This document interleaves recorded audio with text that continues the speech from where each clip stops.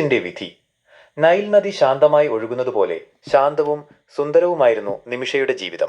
കേരളത്തിലെ തെളിഞ്ഞ പുഴകളും പച്ചപ്പും നിറഞ്ഞ ഒരു ഗ്രാമത്തിൽ സാധാരണക്കാരിൽ സാധാരണക്കാരിയായി അവൾ ജനിച്ചു. നഴ്സിംഗ് പഠനം പൂർത്തിയാക്കിയപ്പോൾ ലോകം അവളുടെ മുന്നിൽ ഒരു തുറന്ന പുസ്തകം പോലെ വിസ്മയങ്ങളായി വിരിഞ്ഞു നിന്നു.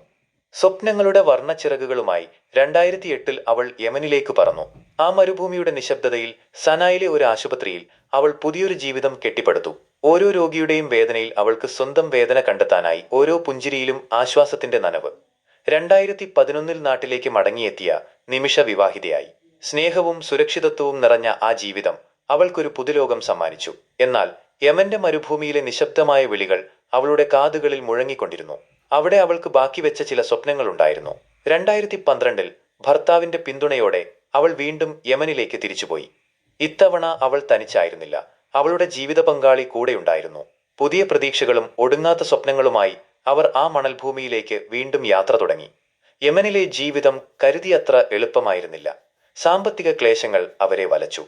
ഒരു ക്ലിനിക്ക് തുടങ്ങുക എന്നതായിരുന്നു അവരുടെ ഏറ്റവും വലിയ സ്വപ്നം.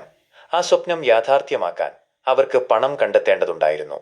ഓരോ ദിവസവും അവർ അതിനായി കഷ്ടപ്പെട്ടു. എന്നാൽ വാതിലുകൾ അടഞ്ഞുകിടന്നു. അപ്പോഴാണ് തലാൽ അബ്ദുൽ മഹ്ദി എന്ന പ്രാദേശിക യമൻകാരൻ അവരുടെ ജീവിതത്തിലേക്ക് കടന്നുവരുന്നത്. നിമിഷയുടെ മുൻ ക്ലിനിക്കിലെ രോഗിയായിരുന്ന തലാൽ അവരുടെ ക്ലിനിക്ക് തുടങ്ങാനുള്ള ആഗ്രഹത്തെക്കുറിച്ച് അറിഞ്ഞു. ഒരു രക്ഷകനെ പോലെ അയാൾ മുന്നോട്ട് വന്നു. "നിങ്ങളെ സഹായിക്കാൻ ഞാൻ തയ്യാറാണ്," അയാൾ പറഞ്ഞു. അവന്റെ വാക്കുകളിൽ ഒരുതരം ആത്മാർത്ഥതയുണ്ടെന്ന് നിമിഷ വിശ്വസിച്ചു. അയാളുടെ സഹായം സ്വീകരിച്ച് ക്ലിനിക്ക് തുടങ്ങാൻ അവർ തീരുമാനിച്ചു.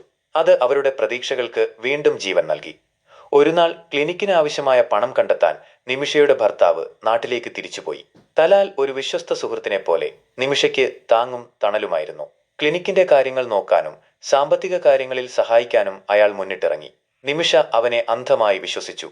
എന്നാൽ ആ സൗഹൃദത്തിന് പിന്നിൽ ഒരു അപകടകരമായ കെണി ഒളിഞ്ഞിരിപ്പുണ്ടെന്ന് അവൾ അറിഞ്ഞില്ല. ആ കെണി അവളുടെ ജീവിതത്തെ എന്നേക്കുമായി മാറ്റിമറിക്കാൻ പോവുകയായിരുന്നു. നിമിഷ തനിച്ചായപ്പോൾ തലാൽ തന്റെ യഥാർത്ഥ മുഖം പുറത്തെടുത്തു. ക്ലിനിക്കിന്റെ ലാഭം മുഴുവൻ അയാൾ സ്വന്തം പേരിൽ രജിസ്റ്റർ ചെയ്യുകയും നിമിഷ തന്റെ ഭാര്യയാണെന്ന് ആളുകളോട് പറഞ്ഞു പരത്തുകയും ചെയ്തു. നിമിഷ ഞെട്ടിപ്പോയിരുന്നു. അവൾ അയാളെ ചോദ്യം ചെയ്തു. "എന്താണിത് തലാൽ? നിങ്ങൾ എന്തിനാണ് ഇങ്ങനെ ചെയ്യുന്നത്?" അവളുടെ ശബ്ദം വിറച്ചു. എന്നാൽ തലാൽ അവളെ ഭീഷണിപ്പെടുത്തി. "നീ മിണ്ടരുത്. എന്റെ ഇഷ്ടം പോലെ നടക്കും കാര്യങ്ങൾ." അവന്റെ വാക്കുകൾ അവളുടെ ഹൃദയത്തിൽ ഭയം നിറച്ചു. നിസ്സഹായായ നിമിഷ പോലീസിൽ പരാതി നൽകാൻ തീരുമാനിച്ചു. അവൾ നീതി തേടി പോലീസ് സ്റ്റേഷനിലേക്ക് പോയി.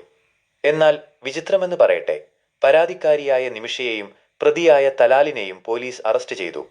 യമനിലെ നിയമവ്യവസ്ഥ അവളെ സംബന്ധിച്ചിടത്തോളം ഒരു മായക്കാഴ്ചയായിരുന്നു. കോടതിയിൽ തലാൽ ഒരു വ്യാജവിവാഹ സർട്ടിഫിക്കറ്റ് ഹാജരാക്കി.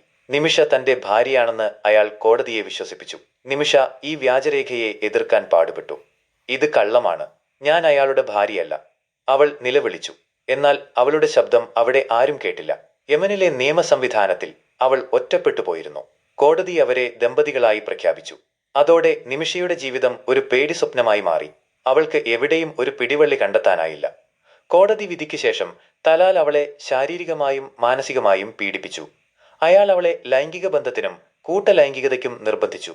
അവന്റെ ക്രൂരതയിൽ നിന്ന് രക്ഷപ്പെടാൻ നിമിഷ പലപ്പോഴും അടുത്തുള്ള വീടുകളിൽ അഭയം തേടി. ചില രാത്രികളിൽ അവൾക്ക് തെരുവിൽ കഴിച്ചുകൂട്ടേണ്ടി വന്നു. ഓരോ നിമിഷവും അവൾ ഭർത്താവിനെ വിളിക്കാൻ ശ്രമിച്ചു. 20ഓളം സിം കാർഡുകൾ അവൾ വാങ്ങി. എന്നാൽ തലാൽ അതെല്ലാം ഒടിച്ചു കളഞ്ഞു. പുറം ലോകവുമായി ബന്ധപ്പെടാൻ അവൾക്ക് കഴിഞ്ഞില്ല. അവൾ ഒരു ഇരുണ്ട തടവറയിൽ അകപ്പെട്ടതുപോലെയായി. ദിവസങ്ങൾ മാസങ്ങളായി, മാസങ്ങൾ വർഷങ്ങളായി. നിമിഷയുടെ ജീവിതം ഒരു ഇരുണ്ട തുരങ്കത്തിലായിരുന്നു. പ്രതീക്ഷയുടെ ഒരു നേരിയ വെളിച്ചം പോലും അവൾക്ക് കാണാൻ കഴിഞ്ഞില്ല. ഓരോ ദിവസവും അവൾ മരണത്തെ ആഗ്രഹിച്ചു. എന്നാൽ ഒരു ദിവസം വിധി അവൾക്ക് ഒരു വഴി തുറന്നു. തലാൽ മറ്റൊരു കേസിൽ ജയിലിലായി. നിമിഷയ്ക്ക് അതൊരവസരമായിരുന്നു. അവൾ ജയിലിലെ ഒരു ഉദ്യോഗസ്ഥനെ കണ്ടുമുട്ടി. തന്റെ ദുരവസ്ഥ അവൾ അയാളോട് തുറന്നു പറഞ്ഞു. പാസ്പോർട്ട് തിരികെ ലഭിക്കാൻ ഒരു പദ്ധതിയുണ്ടാക്കാൻ അവർ ശ്രമിച്ചു. തനാലിനെ മയക്കുമരുന്ന് നൽകി അവശനാക്കുക. എന്നിട്ട് താൻ തന്റെ ഭാര്യയല്ലെന്ന് അയാളിൽ നിന്ന് ഒരു രേഖാമൂലമുള്ള പ്രസ്താവന വാങ്ങുക. അതിലൂടെ നിയമപരമായി പാസ്പോർട്ട് തിരികെ നേടുക എന്നതായിരുന്നു പദ്ധതി. അത് അപകടകരമായ ഒരു പദ്ധതിയായിരുന്നു. എന്നാൽ നിമിഷയ്ക്ക് മറ്റു വഴികളുണ്ടായിരുന്നില്ല. ഈ പദ്ധതിയെക്കുറിച്ച് ആലോചിക്കുമ്പോൾ നിമിഷയുടെ മനസ്സിൽ ഒരുപാട് ചോദ്യങ്ങളുണ്ടായിരുന്നു. പണം എങ്ങനെയുണ്ടാക്കും? ഭർത്താവ് നാട്ടിൽ പണം സ്വരൂപിക്കാൻ പോയിരുന്നെങ്കിൽ നിമിഷ എങ്ങനെ ക്ലിനിക്ക് തുടങ്ങി? ഭർത്താവ് പണം അയച്ചതിനെക്കുറിച്ച് അഭിമുഖത്തിലൊന്നും പറയുന്നില്ലല്ലോ. പഴയ ക്ലിനിക്കിന്റെ ഉടമയ്ക്ക് എന്തിന് ലാഭവിഹിതം നൽകണം?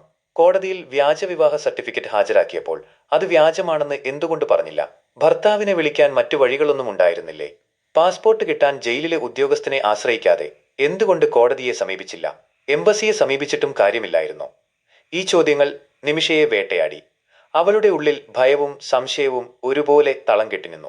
എങ്കിലും തനാലിന്റെ പിടിയിൽ നിന്ന് രക്ഷപ്പെടാൻ അവൾക്ക് മറ്റു വഴികളുണ്ടായിരുന്നില്ല. ഒടുവിൽ നിമിഷയും അവളുടെ സഹപ്രവർത്തകയായ ഹനാനും ചേർന്ന് ആ പദ്ധതി നടപ്പിലാക്കാൻ തീരുമാനിച്ചു. ഒരു മൂത്രനാളിയിലെ അണുബാധയ്ക്ക് നൽകുന്ന മയക്കുമരുന്ന് അവർ തനാലിന് കുത്തിവച്ചു. ആദ്യ ഡോസ് നൽകിയിട്ടും കാര്യമായ മാറ്റങ്ങൾ ഉണ്ടായില്ല. അവർ പരിഭ്രാന്തരായി. പിന്നീട് രണ്ടാമത്തെ ഉയർന്ന ഡോസ് നൽകിയതിനു ശേഷം അയാൾ മരിച്ചു. തലാൽ മരിച്ചെന്ന് മനസ്സിലാക്കിയപ്പോൾ നിമിഷയും ഹനാനും പരിഭ്രാന്തരായി. ഇനി എന്തു ചെയ്യും? നിയമത്തിന്റെ പിടിയിൽ നിന്ന് രക്ഷപ്പെടാൻ അവർക്ക് ഒരു വഴിയുമില്ലായിരുന്നു. ഭയത്തിലും നിസ്സഹായതയിലും അവർ ഒരു ഭീകരമായ തീരുമാനമെടുത്തു. തനാലിന്റെ മൃതദേഹം കഷ്ണങ്ങളാക്കി കെട്ടിടത്തിന്റെ മുകളിലുള്ള ഒരു വാട്ടർ ടാങ്കിൽ ഒളിപ്പിച്ചു. അവരുടെ കൈകൾ വിറച്ചു, കണ്ണുകളിൽ ഭയം നിറഞ്ഞു.